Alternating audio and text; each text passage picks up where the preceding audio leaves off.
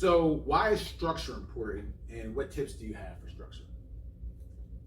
Well, I would say structure is extremely important. You know, you can really just think of everybody here is went to school at some part in their life. And if you think about your school, your day is structured from the time you get off the bus and go in into the time you leave.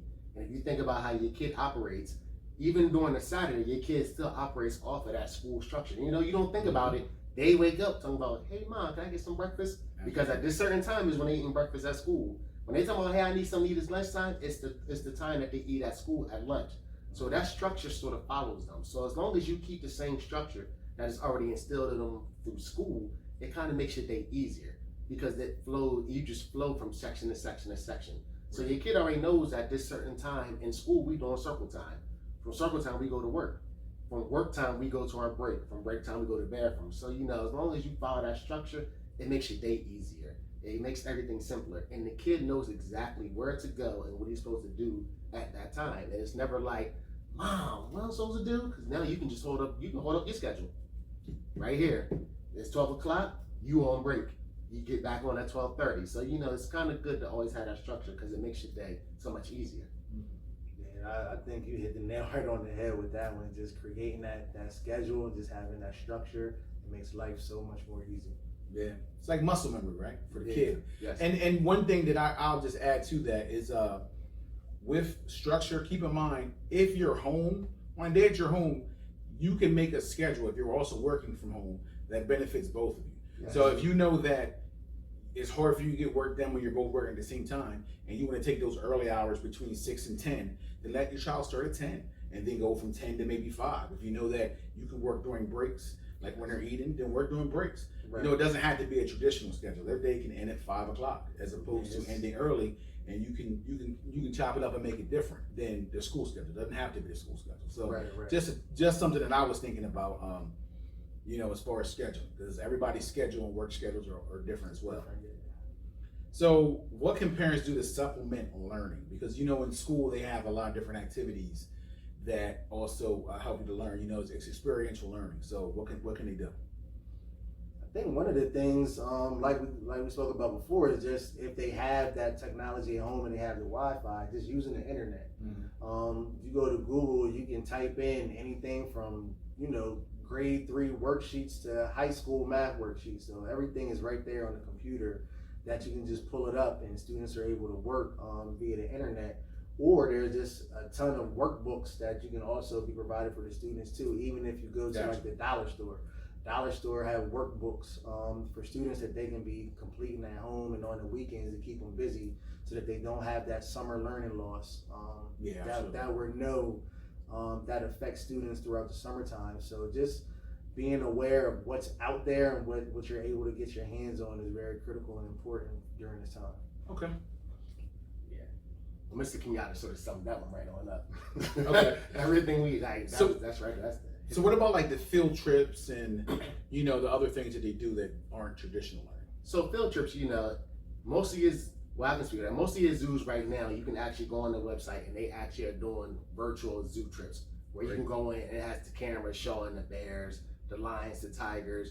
You know, you can go on NASA. NASA now has a virtual trip where it shows you doing different projects with the moon, Mars. So you can go to different sites and they have different things set up so you can do those type of things. So I know, you know, right off the top of my head, I know we use the zoos, we use NASA. I know there's one set up for the beaches. So if you just sort of, like I said, you can Google virtual trips and you'll get a lot of things that come up where you can actually just Google it, click on it, and it'll take you on the trip like you was actually there. Okay. So I got one last question for you guys. And this question is going to sound crazy. I think we all know the answer to it. But should parents do some of their kids' work for them? Well, I would say, speaking honestly, no. Right. No. I mean, and I know, you know, like I said, we all have kids. We all been there. We all know it's like you get to the end of the day and your son or daughter is just sitting there like stressing because they can't finish, and you know that what's taking them 45 minutes to take you 5 minutes to do. You know, but you may want to just break it down to being like, listen, you work with them together and get it done. You know, you can always work as a team. You know, you can pull the answer out of them, and it's still them doing the work and everything. You're just working as a team, which is not a problem because, you know, when you're in the school, kind of, you ever sit around, you will see a teacher sit one-on-one with a student and help them one-on-one get work done. So you're just really turning to the one-on-one teacher now instead versus the 1 versus 30.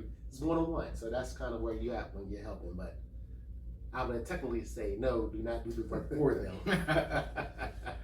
Yeah, and I think also you struck a good point is because we're on kind of like non-traditional schedules.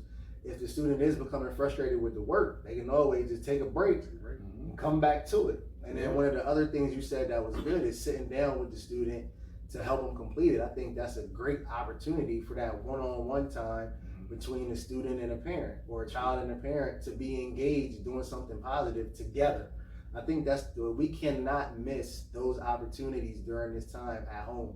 Like, I know we've had several months at home and we just been together, and a lot of people are looking to to get outside and start to do things, but we got to remember that while we're indoors, not to miss those opportunities to maybe watch a movie together, play some board games, go outside and jump rope. Let's do some of the fun things that we did back in the day growing up. Teach your kids how to play hide and go seek and high water and low water, red light, green light. It's a lot of things that we can do to build that engagement as parents and kids, just to go back and have fun. Absolutely. I mean, even if you got a older student, you know what I mean? Go outside, throw the football from one side of the street to the other side of the street, play kickball. So, you know what I mean? Just bringing back that old school feeling now that we have the opportunity to stop, take a breath, relax, just be engaged with one another and have fun. I agree, man. Listen, I want to say thank you to my man Terrence Delane, family crisis therapist for the state of Delaware, my man Kenyatta Livingston, who is the team leader at the community school at Stubbs Elementary School in Wilmington, Delaware. And I want to say thank you to you guys for checking us out here at Politics as Usual at usualpolitics.com. I'm Dr. Moriel McDuffie. If you check on the site, we have other articles that give tips on what to do for school learning. And if you got any questions, hit us up at pau@usualpolitics.com. Again, that's pau@usualpolitics.com. Thank you.